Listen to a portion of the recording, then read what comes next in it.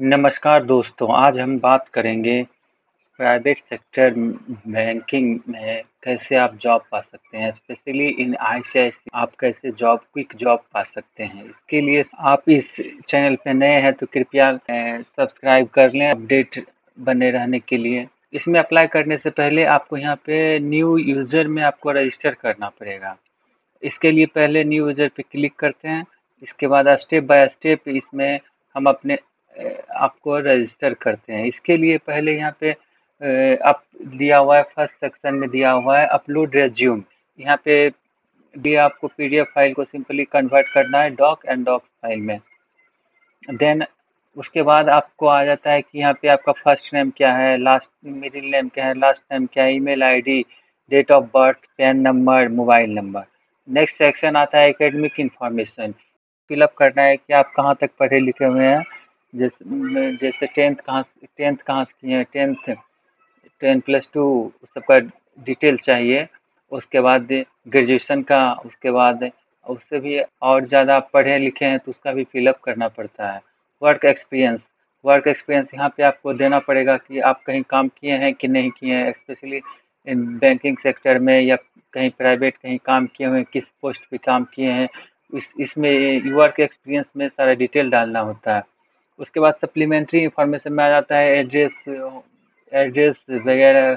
आप कहीं कहाँ का हैं, किस जिला से बिलोंग करते हैं, ये सारे recruitment process. First recruitment process जो होता है स्टेप बाय स्टेप होता है। तो फर्स्ट स्टेप में एप्लीकेशन को उस पोस्ट के अगेंस्ट आपको अप्लाई करना पड़ता है। करंट ओपनिंग जो भी पोस्ट अवेलेबल है, current opening as a current opening, उसमें आपको उस पोस्ट के अगेंस्ट आपको फॉर्म अप्लाई करना होता है। उसके बाद शॉर्ट लिस्टेड, आपका जब आपका प्रोफाइल जब शॉर्ट लिस्टेड होता है तो वहाँ से आपको मैसेज आ जाएगा कि आपका प्रोफाइल शॉर्ट लिस्टेड हुआ है। इसके लिए इस पोस्ट के लिए जो आप आवेदन किए हैं उस पोस्ट के लिए आपका प्रोफाइल शॉर्ट लिस्टेड हुआ है। उसके बाद प्री इंटरव्यू डॉक्यूमेंटेशन। उसके बाद आपसे जो है डॉक्यूमेंटेशन में आपको आप इंटरव्यू से पहले आपका डॉक्यूमेंट सबमिट करना होता है। इसे ऑनलाइन भी कर सकते हैं। ऑनलाइन डॉक्यूमेंट सबमिटेशन होता है ऑनलाइन, जैसे resume, updated resume, photograph, declaration cum undertaking, interview as a part of process. ये सब प्रोसेस है।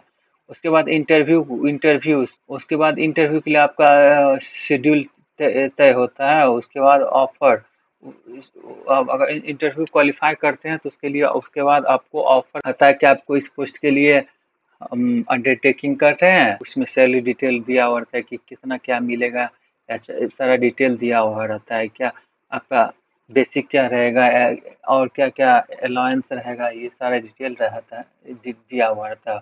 उसके बाद ऑन बोर्डिंग किया जाता है। आपको जिस टाइम में बुलाया जाएगा आप जाके ज्वाइनिंग कर सकते हैं, जिस ब्रांच पे जहाँ पे बुलाया जाएगा, जिस जगह के लिए आपको चयन किया जाएगा वहाँ पे आप जाके ऑन बोर्ड हो सकते हैं। इसमें देखते हैं कि करंट पोजीशन क्या है, करंट ओपनिंग क्या है। इसके लिए आप यहाँ पे देख सकते हैं, इसमें कैरियर में जाके अप्लाई अप्लाई करंट ओपनिंग जैसे यहाँ पे दिया हुआ है relationship manager branch banking Gujarat post के लिए वो required experience 1 to 8 years। Relationship manager other Maharashtra 1 to 8 years। जिसके पास 1 साल का भी अनुभव है वो भी आवेदन कर सकते हैं। जिसको मैक्सिमम 8 साल का अनुभव है वो भी आवेदन कर सकते हैं। उसके बाद relationship manager sales experience Madhya Pradesh MP 1 to minimum 1 year, maximum 8 year आपका अनुभव होना चाहिए। उसके बाद unit manager sales relationship Bhubaneswar, Bangalore, Jaipur 3 जगह के लिए है।